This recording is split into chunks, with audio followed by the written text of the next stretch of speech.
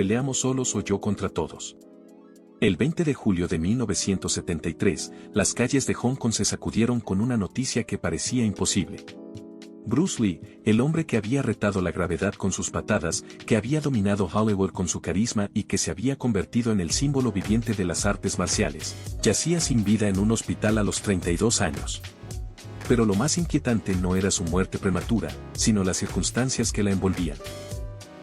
¿Qué le ocurrió realmente al dragón que parecía invencible?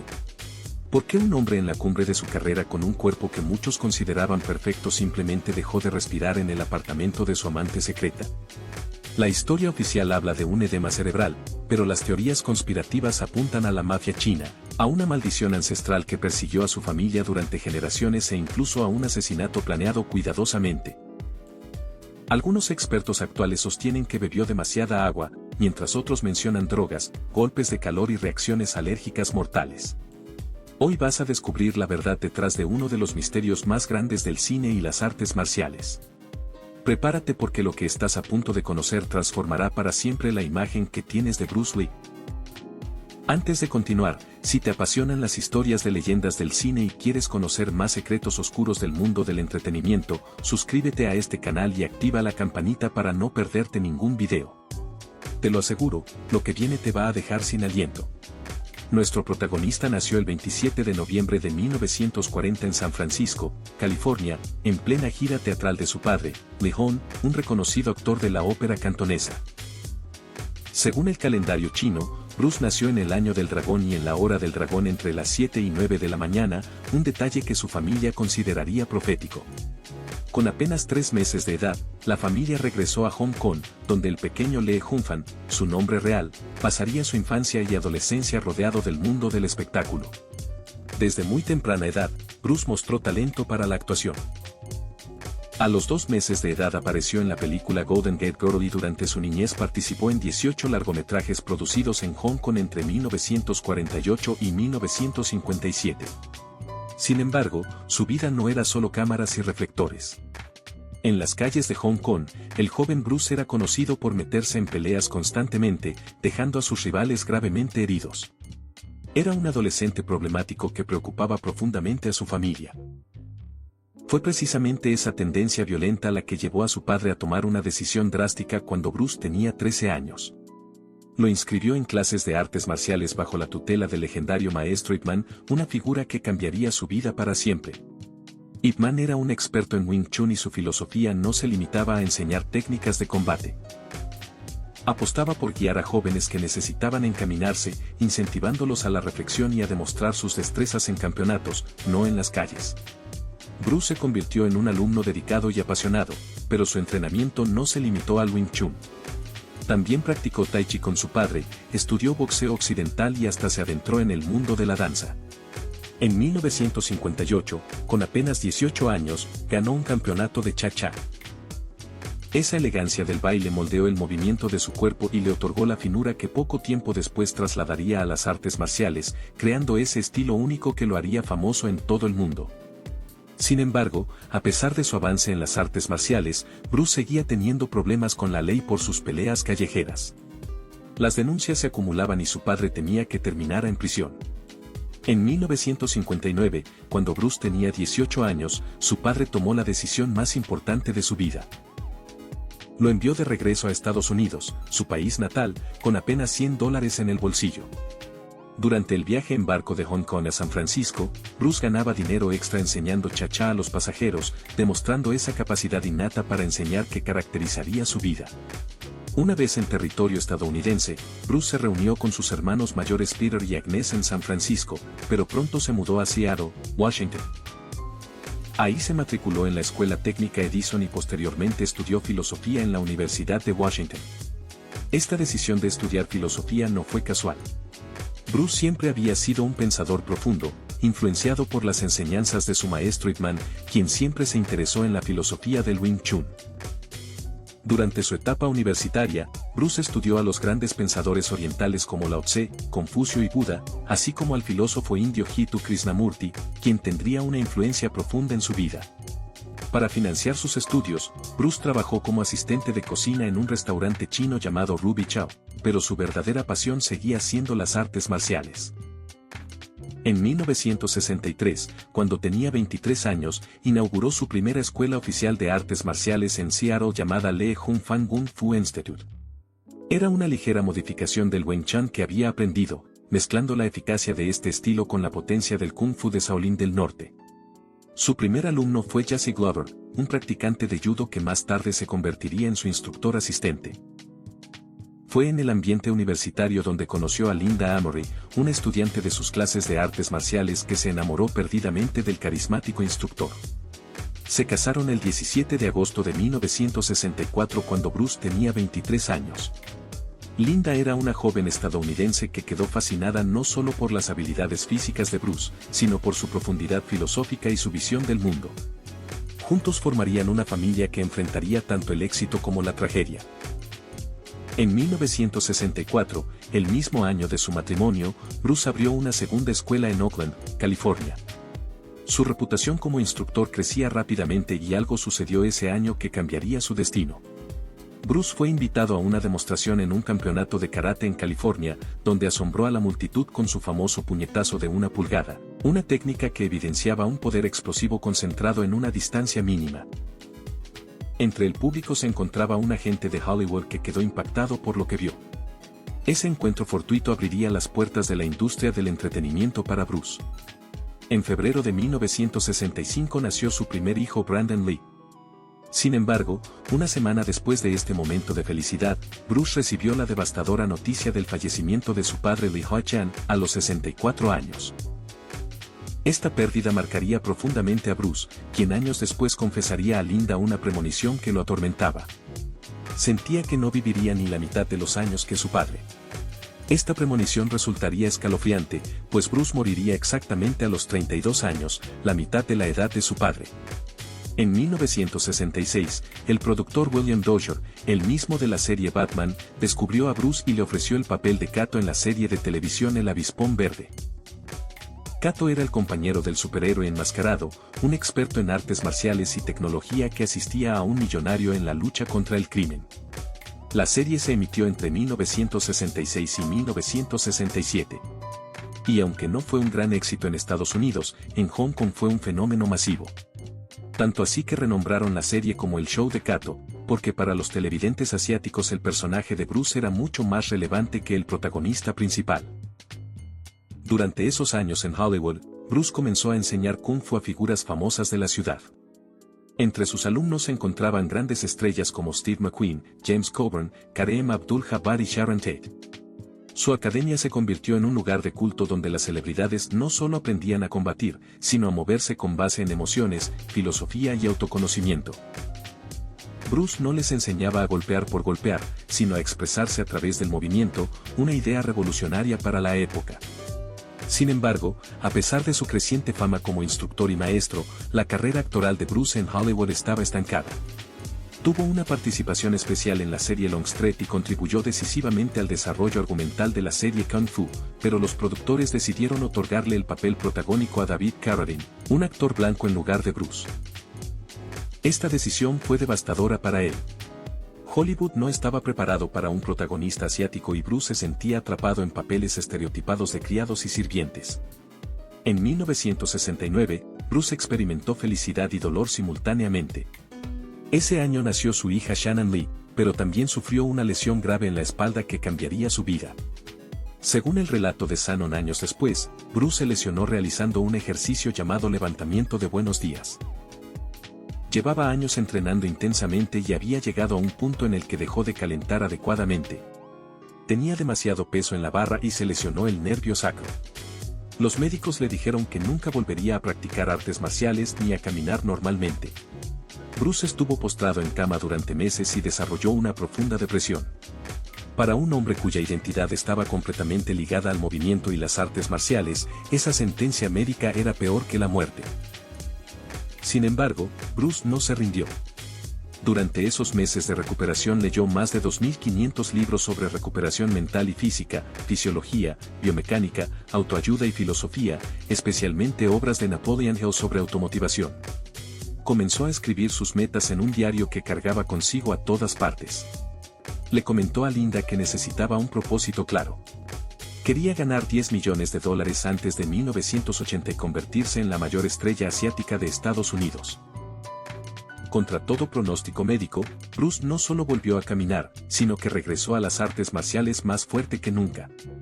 Esta experiencia de recuperación fortaleció su filosofía personal y aceleró el desarrollo de su propio sistema de combate, el Jeet Kune Do, que significa el camino del puño interceptor. Este no era simplemente otra técnica de artes marciales, sino una filosofía de vida completa. Bruce rechazaba la idea de acumular técnicas rígidas y defendía un enfoque fluido y adaptable. Su frase más famosa resumía perfectamente esta filosofía: sé agua, amigo mío. Si pones agua en una botella, se convierte en la botella. Si la pones en una tetera, se convierte en la tetera. El agua puede fluir o puede chocar. Decepcionado por sus escasos logros en Hollywood y convencido de que la industria estadounidense no estaba lista para un protagonista asiático, Bruce tomó una decisión radical en 1971. Después de 12 años viviendo en Estados Unidos, regresó a Hong Kong con su familia. Lo que no esperaba era el recibimiento que tendría. En Hong Kong, El Avispón Verde había sido un éxito masivo y Bruce era tratado como una megaestrella. La compañía productora Golden Harvest le ofreció protagonizar películas de artes marciales y Bruce aceptó con una condición: tendría control creativo sobre las escenas de acción. Su primera película con Golden Harvest fue El Gran Jefe, dirigida por Lo Wei en 1971, conocida también como Karate a Muerte en Bangkok. La película fue un éxito mundial absoluto, pero presentó un problema técnico fascinante. Los movimientos de Bruce eran tan veloces que los habituales 24 fotogramas por segundo del cine no lograban captarlos adecuadamente. Fue necesario regrabar sus escenas a 32 fotogramas por segundo para poder registrar su increíble rapidez. Bruce medía 1.71 metros y pesaba 60 kilogramos de pura fibra y músculo con apenas un 1% de grasa corporal, cuando el porcentaje recomendado es del 10 al 20%. Era pura potencia concentrada. Ese mismo año protagonizó Puño de Furia, otra producción que consolidó su estatus como el rey indiscutible del cine de artes marciales en Asia. En 1972 escribió, dirigió y protagonizó El Furor del Dragón, donde tuvo control creativo total. La película incluía una escena de pelea legendaria en el Coliseo Romano contra Chuck Norris. Bruce insistía en rodar una y otra vez hasta que el más mínimo detalle de las peleas fuera perfecto. Era un perfeccionista obsesivo que no toleraba la mediocridad. Sin embargo, su verdadera obra maestra llegaría con Operación Dragón, producida en 1973. Esta era la primera coproducción entre Hollywood y Hong Kong y representaba todo lo que Bruce había soñado. Debutaría en Estados Unidos como protagonista principal, rompiendo finalmente las barreras raciales que lo habían limitado. Para Bruce, actuar no era solo una profesión, era una forma de mostrar su técnica y filosofías, pero sobre todo era una manera de romper los estereotipos chinos que existían en Hollywood, donde los asiáticos eran retratados como sirvientes de ojos rasgados, dientes salientes y poca inteligencia. Si estás disfrutando este contenido, suscríbete ahora al canal y activa las notificaciones. Hay muchas más historias como esta esperándote y no querrás perderte ninguna. En agosto de 1972, antes de comenzar el rodaje de Operación Dragón, Bruce inició la filmación de otra película llamada Juego con la Muerte. Esta sería la película donde usaría el icónico mono amarillo que se convertiría en un símbolo de la cultura pop. Sin embargo, el proyecto quedó suspendido para concentrarse en Operación Dragón. Bruce filmó apenas 40 minutos de Juego con la Muerte antes de su fallecimiento prematuro. La película fue finalizada después por Golden Harvest, usando dobles y montajes notorios, agregando solo 11 minutos del rodaje original. Durante el rodaje de Operación Dragón, Bruce estaba sometido a una presión extrema. Sabía que esta película era su única oportunidad de conquistar Estados Unidos y no podía fallar. El estrés lo consumía. Según el médico Peter Wu, que lo atendió en mayo de 1973, Bruce había perdido 10 kilogramos a causa del estrés y pesaba apenas 60 kilogramos con 1.71 metros de altura. Tenía solo un 1% de grasa corporal, una cifra peligrosamente baja que ponía en riesgo su salud. El 10 de mayo de 1973, 2 meses antes de su muerte, Bruce tuvo el primer episodio grave. Estaba en una sesión de doblaje de Operación Dragón en uno de los días más calurosos del mes. Apagaron el aire acondicionado para no dañar el audio y Bruce comenzó a marearse de inmediato. A pesar de salir de la sala, cayó al piso desplomado. Se levantó e intentó regresar, pero volvió a caer y comenzó a convulsionar violentamente. Lo trasladaron de urgencia al Hospital Bautista de Hong Kong, donde le diagnosticaron edema cerebral, una acumulación excesiva de líquido alrededor del cerebro que incrementa la presión intracraneal y puede ser mortal. Los doctores pudieron tratarlo con manitol y Bruce se recuperó. Fue dado de alta días después, pero las alarmas estaban encendidas. Su cuerpo estaba enviando señales claras de que algo andaba mal. Sin embargo, Bruce tenía demasiado en juego. No podía detenerse. Operación Dragón estaba en postproducción y él quería supervisar cada detalle. Además, tenía que retomar el proyecto de Juego con la Muerte. El estreno de Operación Dragón estaba fijado para el 29 de agosto de 1973 en el Grauman's Chinese Theatre de Hollywood y Bruce sentía que finalmente iba a convertirse en una estrella internacional, pero también había aspectos oscuros en su vida que pocos conocían. Bruce consumía drogas con regularidad. Cartas descubiertas años después de su muerte revelaron su intercambio de sustancias con su dealer Robert Baker y su lucha contra las adicciones. El médico Peter Wu extrajo mucho hachís de su estómago durante el examen de mayo de 1973. Bruce admitió que solía masticarlo porque estaba sometido a mucha presión. También consumía opiáceos y otros medicamentos para el dolor y el estrés. Además, Bruce llevaba una vida romántica complicada. Aunque estaba casado con Linda y tenían 2 hijos, mantenía una relación extramarital con Betty Teng Pe, una actriz taiwanesa que trabajaba en el cine de Hong Kong. Bruce también había tenido una aventura con la actriz estadounidense Sharon Farrell años atrás. Su carisma y atractivo físico eran legendarios en Hong Kong y Hollywood, y su fama como seductor era parte de su leyenda personal. El 20 de julio de 1973 amaneció como un día ordinario. Bruce tenía planeado reunirse con Raymond Chow, su productor y socio, para discutir los detalles finales de Juego con la Muerte. A las 14:00 según declaró Linda, Bruce estaba en su casa de Kowloon con Raymond Chow revisando el guión. Después decidieron ir al apartamento de Betty Teng Pe para recogerla, ya que ella también tenía un papel en la película. Llegaron al apartamento de Betty alrededor de las 19 horas. Según la versión oficial de los hechos, alrededor de las 19:30, Bruce se quejó de un intenso dolor de cabeza. Betty le ofreció un analgésico llamado Equagesic, un medicamento que su propio médico le había recetado. El Equagesic contenía 2 componentes, aspirina y meprobamato, un relajante muscular.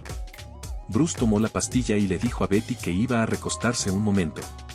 Se fue al dormitorio y se quedó dormido. Raymond Chow se marchó del apartamento y quedó en regresar más tarde. Alrededor de las 21 horas, Raymond llamó preguntando por Bruce. Betty le respondió que no podía molestar a Bruce porque estaba durmiendo profundamente. Raymond insistió en que lo despertara porque tenían una cena importante programada. Betty se dirigió al dormitorio para intentar despertarlo, pero Bruce no respondía. Había entrado en un estado de coma. Betty intentó reanimarlo desesperadamente, sacudiéndolo, gritándole. Pero nada funcionaba. El cuerpo de Bruce estaba ahí, pero ya no había nadie dentro. Aterrorizada, llamó a Raymond Chow, quien llegó aproximadamente a las 21:30. Raymond también intentó despertar a Bruce sin éxito. A los 10 minutos llamaron a un médico de urgencias, quien llegó rápidamente al apartamento de Betty e intentó reanimar a Bruce, pero viendo que no respondía, llamaron a una ambulancia que llegó alrededor de las 22 horas. Raymond llamó por teléfono a Linda para avisarle lo que estaba sucediendo. Imagina el terror de Linda al recibir esa llamada. Cuando Bruce llegó al Queen Elizabeth Hospital, los doctores lo ingresaron en cuidados intensivos y comenzaron a darle masajes cardíacos para su reanimación, seguidos de descargas eléctricas. Pero no sirvió de nada. Bruce le había ingresado sin vida al hospital. Los médicos declararon oficialmente su muerte a las 23 horas del 20 de julio de 1973. Tenía exactamente 32 años, la mitad de la edad que tenía su padre cuando murió. La noticia de la muerte de Bruce Lee sacudió al mundo entero. Era imposible de creer. El hombre que parecía invencible, que había dedicado su vida entera a perfeccionar su cuerpo y su mente, simplemente había dejado de existir. las calles de Hong Kong se paralizaron. Los periódicos sacaron ediciones especiales. En Hollywood, las estrellas que habían sido sus alumnos no podían comprender lo sucedido. Steve McQueen, Kareem Abdul-Jabbar, James Coburn, todos estaban devastados. La autopsia de Bruce Lee se realizó el mismo día de su muerte. El forense Donald Ter determinó que la causa oficial fue un edema cerebral causado por hipersensibilidad al meprobamato, uno de los componentes del Aquagesic. La muerte fue clasificada como muerte accidental, un término que se utiliza para describir una muerte causada por un riesgo asumido voluntariamente. Básicamente estaban diciendo que Bruce había muerto por una reacción alérgica a un simple analgésico para el dolor de cabeza, pero muchos no quedaron satisfechos con esta explicación. La autopsia también reveló restos de cannabis en su estómago, lo que alimentó las teorías conspirativas. Una teoría especulaba que el cannabis se mezcló intencionalmente con un relajante muscular llamado succinilcolina, que puede causar parálisis y muerte. Esta droga habría sido casi imposible de detectar con la tecnología forense disponible en 1973. ¿Había sido Bruce envenenado deliberadamente? Otros apuntaron en direcciones distintas. Matthew Paley, uno de los biógrafos más respetados de Bruce Lee, propuso una teoría completamente diferente. Según Paley, Bruce había muerto por un golpe de calor debido a las altas temperaturas que registraba Hong Kong ese día. La razón habría sido que a Bruce no le gustaba transpirar tanto durante las filmaciones y se había operado las glándulas sudoríparas. Esta intervención habría dejado a su cuerpo sin la capacidad de regular su temperatura corporal adecuadamente. El episodio del 10 de mayo, cuando se desmayó durante la sesión de doblaje sin aire acondicionado, parecía respaldar esta teoría. Sin embargo, en años recientes, investigadores médicos han propuesto una explicación completamente diferente que ha ganado credibilidad en la comunidad científica. Un artículo publicado en el Clinical Kidney Journal en 2022 recopiló todos los hechos documentados sobre la muerte de Bruce Lee y llegó a una conclusión sorprendente. Bruce murió por hiponatremia, es decir, por beber demasiada agua. Según este estudio, varios factores confluían en el caso de Bruce Lee que lo hacían especialmente vulnerable a este problema. Primero, Bruce bebía cantidades masivas de agua y jugos constantemente, algo que promovía como parte de su régimen de salud. Segundo, consumía marihuana regularmente, lo que incrementaba su sed y lo llevaba a ingerir aún más líquidos. Tercero, seguía una dieta extremadamente baja en sodio y elementos solubles. Cuarto, consumía medicamentos diuréticos y opioides que afectaban el equilibrio de electrolitos en su cuerpo. Y quinto, es posible que tuviera problemas renales no diagnosticados que impedían a sus riñones excretar el exceso de agua adecuadamente.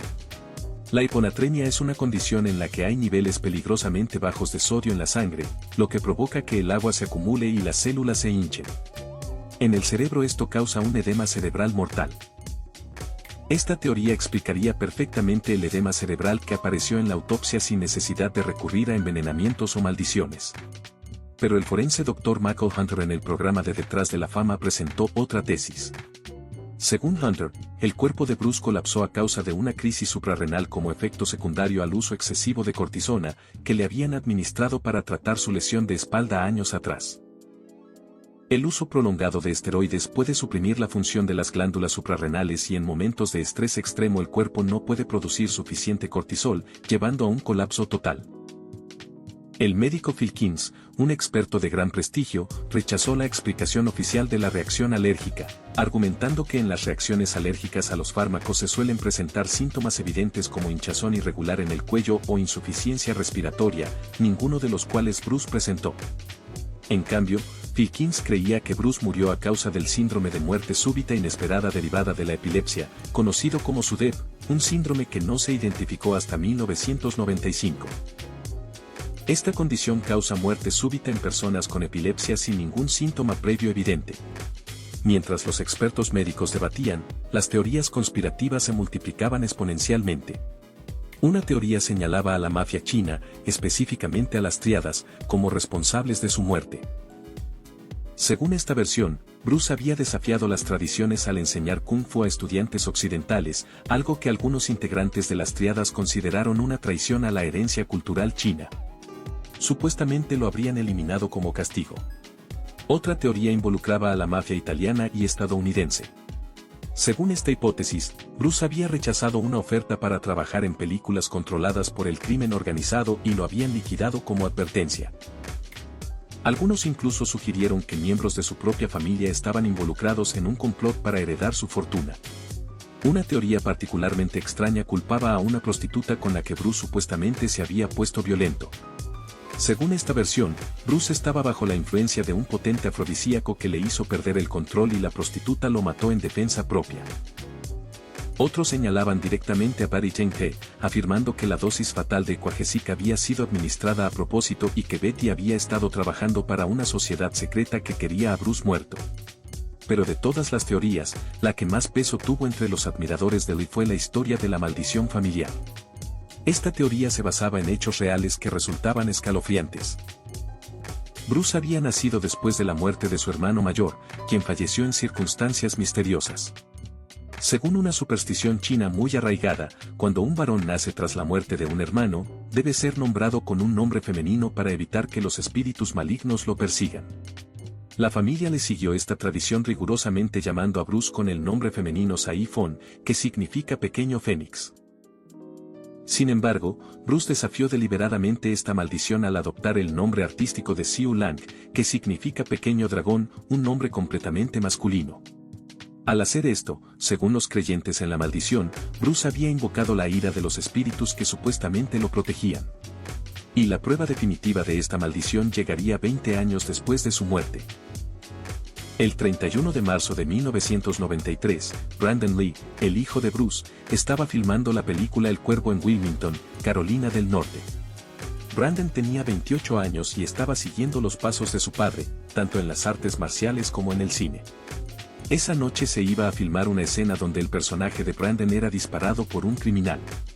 La escena requería que un actor disparara una pistola de utilería hacia Brandon desde una distancia corta. Lo que nadie sabía era que días antes la misma pistola había sido usada en otra escena donde se filmaron primeros planos de balas en el tambor. Para esa escena, el equipo de utilería había creado balas falsas, vaciando la pólvora de balas reales, pero dejando la bala y el fulminante en su lugar. Una de estas balas quedó atascada en el cañón del arma. Cuando llegó el momento de filmar la escena con Brandon, cargaron la pistola con balas de fogueo que no tienen proyectil, pero sí tienen pólvora. Al disparar, la explosión del cartucho de fogueo impulsó el proyectil atascado en el cañón con fuerza letal. Brandon fue alcanzado en el abdomen. Al principio nadie se dio cuenta de que algo había salido mal. Brandon cayó como estaba planeado en el guión, pero cuando los paramédicos llegaron para revisar la escena como era protocolo, descubrieron que Brandon estaba sangrando profusamente de una herida real. Lo llevaron de urgencia al hospital New Hanover, donde los cirujanos lucharon durante 6 horas para salvarle la vida, pero las lesiones eran demasiado graves. Brandon le fue declarado muerto a las 13:03 del 31 de marzo de 1993. Tenía solo 28 años. La similitud entre las muertes de padre e hijo era aterradora. Ambos murieron en la cumbre de sus carreras. Ambos estaban filmando lo que sería su obra maestra. Ambos murieron por una combinación de errores y circunstancias extrañas. Y ambos murieron jóvenes, dejando un vacío inexplicable en el cine de acción. Para los creyentes en la maldición, esto no era coincidencia. La familia le estaba condenada. El funeral de Bruce Lee en Hong Kong fue un evento masivo. Miles de personas inundaron las calles para rendir homenaje al dragón caído.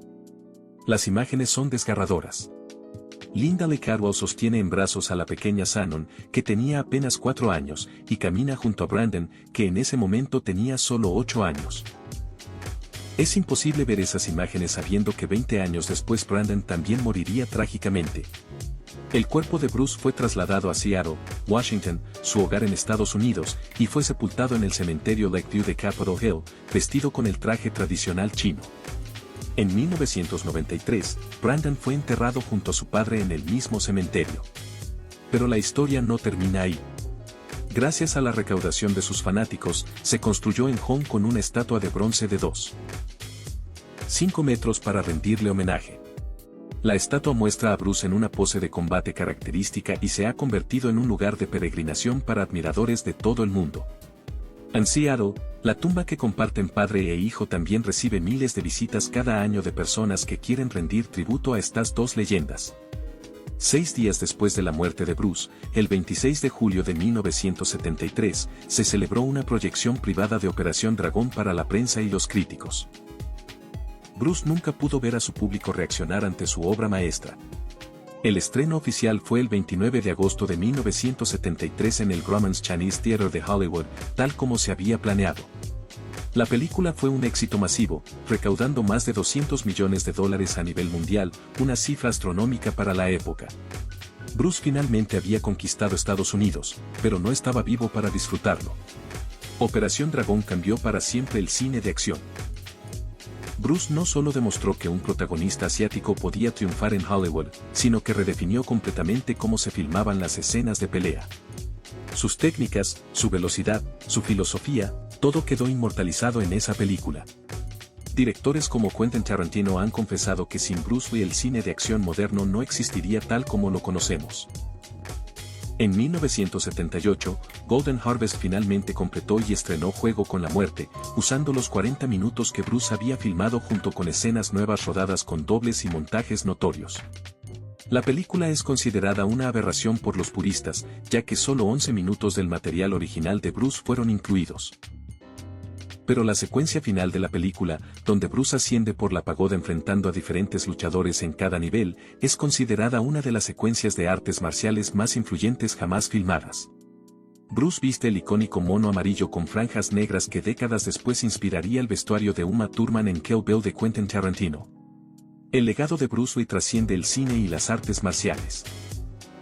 Su filosofía del Jeet Kune Do continúa siendo estudiada y aplicada en academias de todo el mundo. Su concepto de Seagua se ha convertido en un mantra de adaptabilidad que se enseña en escuelas de negocios, psicología deportiva y desarrollo personal. Sus escritos sobre filosofía han sido compilados en varios libros que continúan vendiéndose décadas después de su muerte.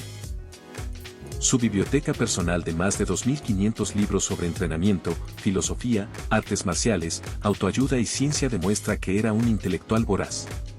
Bruce Lee también fue un pionero en el entrenamiento físico. Décadas antes de que el entrenamiento funcional se pusiera de moda, Bruce ya entrenaba con métodos revolucionarios que incluían ejercicios de fuerza muscular, endurecimiento, entrenamiento cardiovascular, flexibilidad, técnica y musculación específica. Su programa de entrenamiento con pesas era altamente avanzado para su época. Mantenía un diario exhaustivo donde registraba cada ejercicio, cada comida, cada reflexión sobre su progreso físico y mental. Este nivel de dedicación obsesiva es lo que lo convirtió en uno de los hombres más fuertes que hayan existido en relación a su tamaño. Su impacto cultural es imposible de medir. Bruce Lee puso al Kung Fu y a las artes marciales orientales en el mapa mundial. Antes de él, Occidente veía las artes marciales como algo exótico y fantasioso, relegado a producciones de bajo presupuesto. Después de Bruce, las artes marciales se convirtieron en un fenómeno global. Millones de personas en todo el mundo comenzaron a entrenar en dojos inspirados por lo que vieron en sus películas. Surgió toda una industria de revistas especializadas, equipamiento deportivo, escuelas certificadas y torneos internacionales. Pero quizás su mayor legado fue cambiar la representación de los asiáticos en el cine. Antes de Bruce, los actores asiáticos en Hollywood estaban confinados a papeles estereotipados. El sirviente sumiso, el villano cruel, el sabio anciano. Bruce rompió esos moldes siendo un protagonista carismático, poderoso, atractivo y complejo. Abrió las puertas para generaciones futuras de actores asiáticos que ahora pueden soñar con ser protagonistas en producciones mainstream. Su hija Shannon Lee ha trabajado incansablemente para preservar y promover el legado de su padre a través de la Fundación Bruce Lee.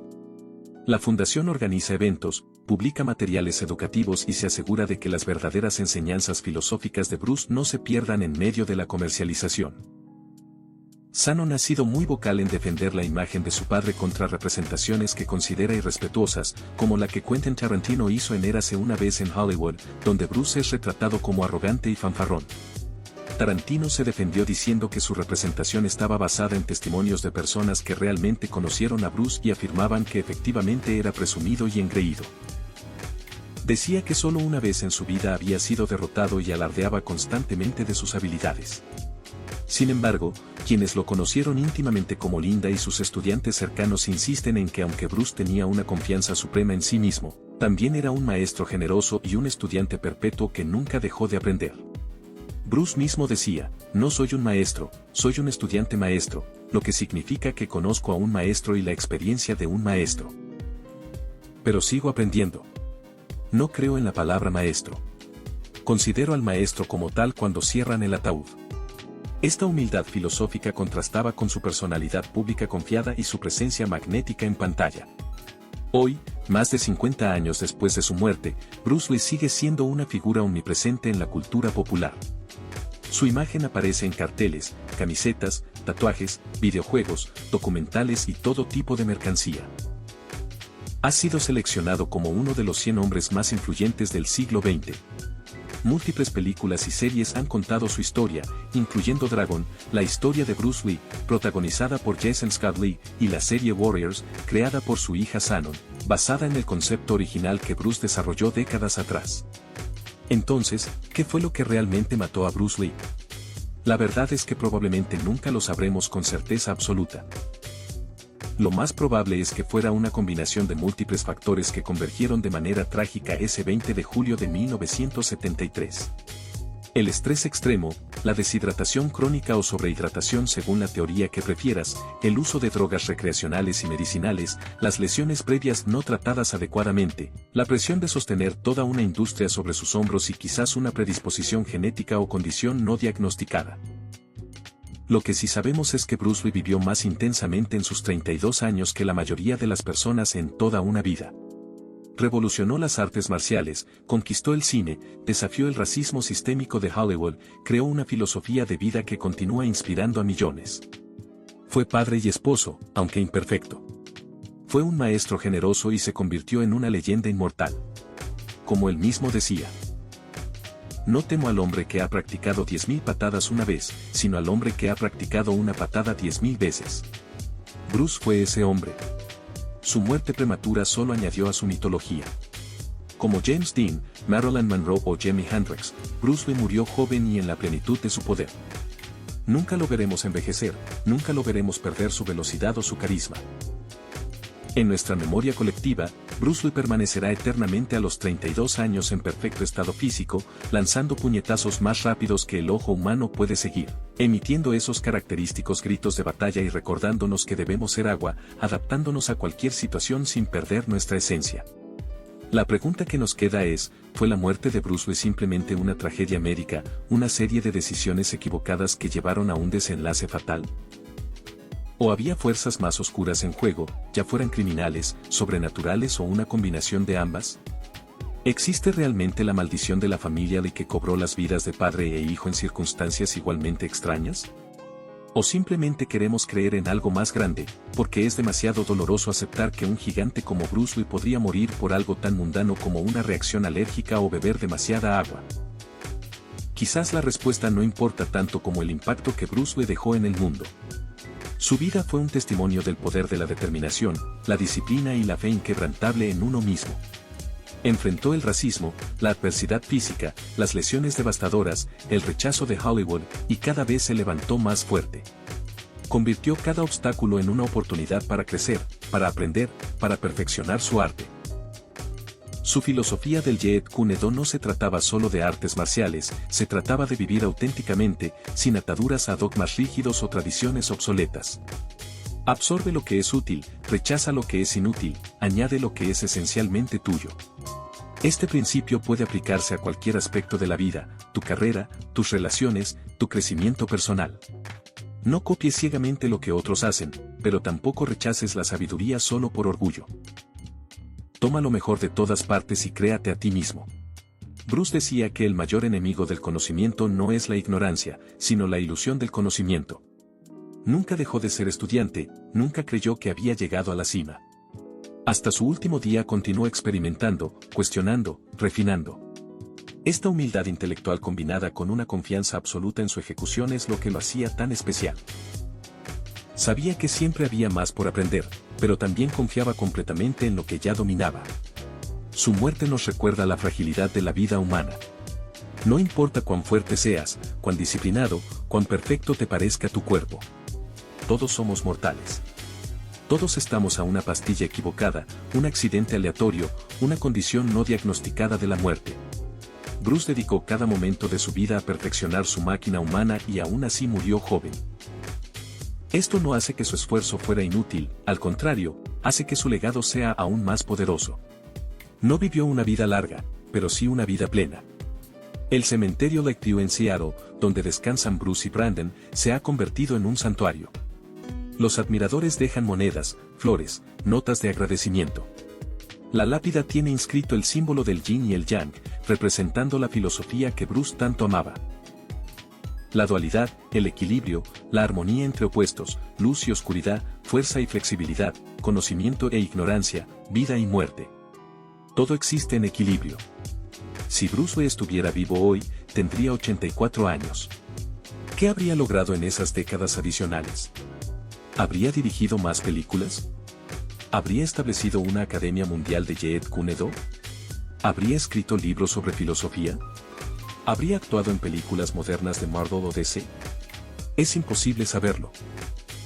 Lo que sí sabemos es que su influencia se extiende hasta el día de hoy. Cada vez que ves una película de acción con coreografías de artes marciales fluidas, estás viendo el legado de Bruce Lee. Cada vez que un actor asiático protagoniza una película importante, está caminando por el sendero que Bruce abrió. Su famosa frase Seagua, amigo mío, ha trascendido las artes marciales para convertirse en un consejo de vida universal. En un mundo que cambia constantemente, Don